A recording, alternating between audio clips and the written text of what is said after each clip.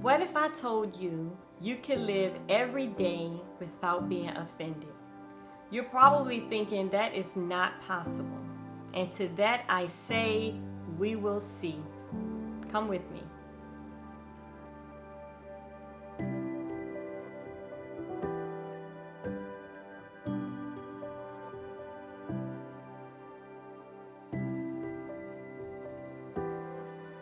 Hi guys, and welcome back. So a couple years ago, I was driving across a bridge from Virginia into Washington, D.C., and I was in a zone. I'm sure you guys have been there before where you're driving and you're kind of caught up in your own thoughts and not really paying attention to what's going on around you. And suddenly, this woman, she cuts me off by coming over into my lane, like abruptly.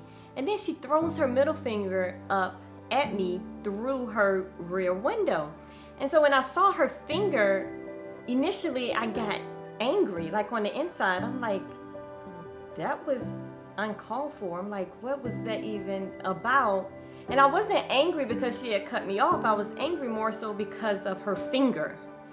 And so I'm sitting there and I'm thinking to myself, this woman, she's flicking me off and I have no idea. I have no idea why she cut me off and threw her finger up at me.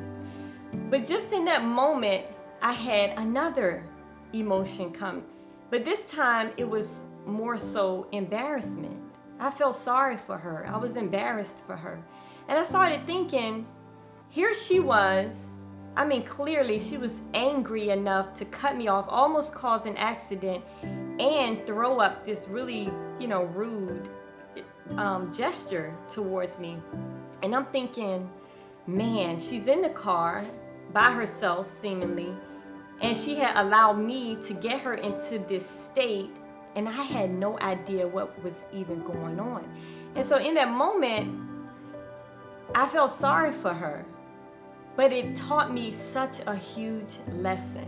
And I want to teach it to you guys today. So in that moment on the bridge, I realized that woman had given up her peace to me. She had allowed me to get her frustrated and angry and pretty rude. And I had no idea why. But what I learned in that moment was that offense is a choice. Being offended is like reaching a fork in the road and making the decision to be stressed, anxious, bitter, frustrated, angry. Why not choose joy instead? Proverbs 4:23 says, "Guard your heart with all diligence, for from it flow the springs of life." You have the ability to not be offended. You have the ability and the power to choose joy instead of being offended. You have the ability to choose peace instead of anger, to choose calm instead of chaos. Remember, peace is not the absence of frustration and trouble, but it's the inner calm or quiet that we experience right in the middle of chaos and confusion. Sure, you have the right to be offended. I've tried, teaching the same thing to like my family and my friends, and their response is usually, no, I have the right to be offended. If someone does something to me, I have the right to be angry. I have the right to be bitter. But why would you want to be? I don't know about you, but for me, whenever I move from that place of peace to a place of confusion or frustration or anger, my shoulders start to tighten and there's this spot in my back. I'm not sure why, but it starts to contract, and it's not comfortable. It's not a place that I want to be. Not to mention the wear and tear that bitterness and anger and confusion and frustration, all that stuff, the wear and tear that it has on the physical body. Like, why would you want to choose that? Guys, it's a lot easier to just let it go? Well, I'll say that it's a simple thing, but it's not easy. And I'm going to share with you 3 ways that you can learn to let it go. The first way is to change your perspective. I'll give you an example. So I like to go to this Indian restaurant right up the street from me, and it's usually the same guy that serves us. And so I like to order the naan bread with my lentils. And the first time we went to the restaurant and I asked for 2 of the pieces of bread, and the guy says to me, no, eat the first one first, like eat what you have first.